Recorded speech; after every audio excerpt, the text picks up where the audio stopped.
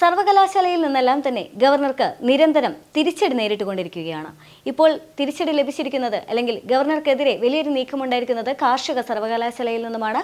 Search committee പ്രതിനിധിയുമായി ബന്ധപ്പെട്ട വിഷയത്തിലാണ് ഗവർണർക്കെതിരെ യോഗത്തിൽ തീരുമാനമായത്. സ്ഥിരം വൈസ് ചാൻസലറെ നിയമിക്കുന്നതിനുള്ള സെർച്ച് കമ്മിറ്റിയിലേക്ക് സർവകലാശാല പ്രതിനിധിയെ നൽകണമെന്ന ഗവർണറുടെ നിർദ്ദേശം കാർഷിക സർവകലാശാല ജനറൽ കൗൺസിൽ യോഗം തള്ളുകയായിരുന്നു. ഗവർണറുടെ നിർദ്ദേശപ്രകാരം ചേർന്ന യോഗം നിയമസഭ പാസാക്കിയ സർവകലാശാല നിയമ ഭേദഗതി രാഷ്ട്രപതിയുടെ പരിഗണനയിലിരിക്കുന്നതിനാൽ സെർച്ച് കമ്മിറ്റിയിലേക്ക് പ്രതിനിധിയെ നൽകേണ്ടതില്ല എന്ന് തീരുമാനിക്കുകയായിരുന്നു. പ്രോ ചാൻസലർ കൂടിയായ കൃഷിമന്ത്രി പി പ്രസാദും LDF തീരുമാനത്തെ അനുകൂലിച്ചുകൊണ്ട് വോട്ട് ചെയ്തു. മുൻ VCയും ഫാർമേഴ്സ് വെൽഫെയർ ഫണ്ട് ബോർഡ് ചെയർമാനുമായ ഡോക്ടർ P രാജേന്ദ്രനെ സെർച്ച് കമ്മിറ്റിയിലേക്കുള്ള സർവകലാശാല പ്രതിനിധിയായി തെരഞ്ഞെടുക്കണമെന്ന ഔദ്യോഗിക പ്രമേയം VC ഡോക്ടർ B അശോക് അവതരിപ്പിച്ചു. കോൺഗ്രസിലെ 4 അംഗങ്ങൾ ഇതിനെ അനുകൂലിച്ചപ്പോൾ CPIMന്റെയും CPIയുടെയും അംഗം ഔദ്യോഗിക അംഗങ്ങളും പ്രമേയം തള്ളണമെന്ന് ആവശ്യപ്പെടുകയായിരുന്നു.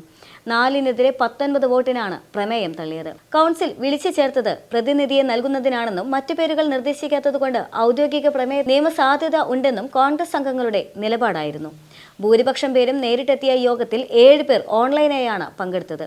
സർവകലാശാല പ്രതിനിധിയെ തെരഞ്ഞെടുക്കാനുള്ള നിർദ്ദേശം ജനറൽ കൗൺസിൽ തള്ളിയതായി ഗവർണറെ VC അറിയിക്കുകയായിരുന്നു. യോഗത്തിന്റെ മിനിറ്റ്സ് ഉൾപ്പെടെയുള്ള വിശദ റിപ്പോർട്ട് പിന്നീട് നൽകുമെന്നാണ് വിവരം. ഇനി എന്ത് വേണമെന്ന് ഗവർണർ തന്നെ തീരുമാനിക്കണം. ഈ മാസം തന്നെ എല്ലാ സർവകലാശാലകളും സെർച്ച് കമ്മിറ്റിയിലേക്കുള്ള പ്രതിനിധിയെ തെരഞ്ഞെടുക്കണമെന്ന ഗവർണറുടെ നിർദ്ദേശമനുസരിച്ച് 16-ന് കേരളയിലും 17-ന് കൊച്ചിയിലും മാസാവസാനത്തോടെ കണ്ണൂരും യോഗം ചേരുന്നുണ്ട്.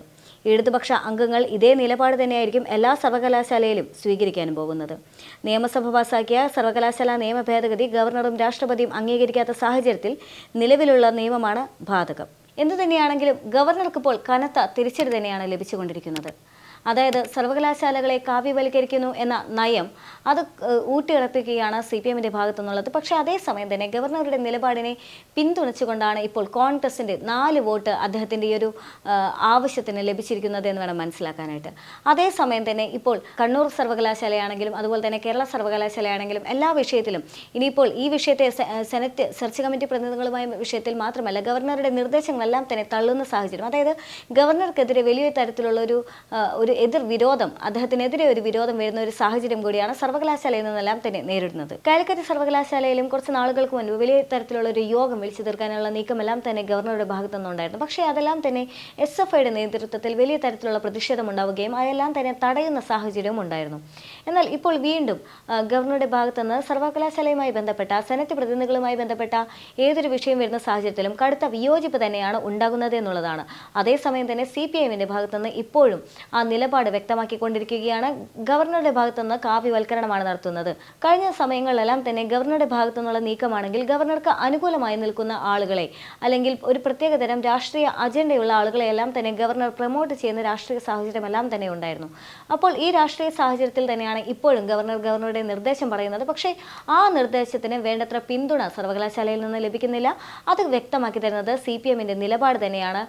CPM ഒന്നടങ്കം തന്നെ ഗവർണർക്കെതിരെ അല്ലെങ്കിൽ ഈ തീരുമാനങ്ങൾക്കെതിരെ നിൽക്കുക, പ്രത്യേകിച്ചും നിയമസഭയിൽ നിന്ന് പാസ്സാക്കിയ ബില്ലെല്ലാം തന്നെ ഒപ്പിടാതെ ഹോൾഡ് ചെയ്ത് വെച്ചുകൊണ്ടുള്ള ഗവർണറുടെ നയവും അതെല്ലാം തന്നെ കാണിച്ചുകൊണ്ടെല്ലാം തന്നെ ഇത്തരം ഒരു തീരുമാനത്തിലേക്ക് നീങ്ങുന്ന ഒരു അന്തരീക്ഷം കൂടിയാണ്. എന്ത് തന്നെയാണെങ്കിലും പുതിയ നിയമമൊന്നും തന്നെ പ്രാബല്യത്തിൽ വരാത്ത സാഹചര്യത്തിൽ അതായത് നിയമസഭ പാസ്സാക്കിയ നിയമം ഗവർണർ ഒപ്പിടാതെ രാഷ്ട്രപതിക്ക് അയച്ചുകൊണ്ട് അത് ഹോൾഡ് ചെയ്ത് വെച്ചിരിക്കുന്ന ഈ രാഷ്ട്രീയ സാഹചര്യത്തിൽ നിലവിലെ അതായത് ഇതുവരെ പാലിച്ചു വന്ന നിയമം തന്നെയാണ് അല്ലെങ്കിൽ ആ നിയമത്തിന് അനുസൃതമായി തന്നെയാണ് കാര്യങ്ങളെല്ലാം തന്നെ മുന്നോട്ട് കൊണ്ടുപോകുന്നത് എന്നുള്ളത് തന്നെയാണ്. അതേസമയം തന്നെ ഗവർണർ കേരളത്തെ സംബന്ധിച്ചിടത്തോളം ഗവർണർ വലിയൊരു വിമർശനം കേരളത്തിന്റെ ഭാഗത്തു നിന്നും ഉയർന്നു വന്നിട്ടുണ്ടായിരുന്നത് ഗവർണർ കേരളത്തിൽ നിൽക്കുന്നില്ല, ഗവർണറുടെ പ്രസൻസ് കേരളത്തിൽ വളരെയധികം കുറവാണ് എന്നുള്ളൊരു വിമർശനമായിരുന്നു. അന്ന് ജന്തർ മന്ദറിൽ കേന്ദ്രത്തിന്റെ അവഗണനയ്ക്കെതിരെയുള്ള പ്രതിഷേധത്തിന് തലേദിവസം പിണറായി വിജയൻ വ്യക്തമാക്കിയതാണ് ഗവർണറുടെ ചില നയങ്ങളും അദ്ദേഹത്തിന്റെ ചില രീതികളെല്ലാം തന്നെ. മാത്രമല്ല ഗവർണർ കേരളത്തിൽ ഇല്ല, കേരളത്തിൽ പലപ്പോഴും ഇല്ല എന്നുള്ളൊരു വിമർശനം കൂടി സർക്കാരിൻ്റെ ഭാഗത്തുനിന്നുണ്ടായിരുന്നു. എന്ത് തന്നെയാണെങ്കിലും ഗവർണർ ഇപ്പോൾ കേരളത്തിലേക്ക് തിരിച്ചെത്തിയ ഒരു സാഹചര്യം കൂടിയാണ്. SFIയുടെ നേതൃത്വത്തിലാണെങ്കിൽ SFI വലിയ രീതിയിലുള്ള ഒരു പ്രതിഷേധത്തിലേക്കെല്ലാം തന്നെ നീങ്ങുന്ന സാഹചര്യമാണ്.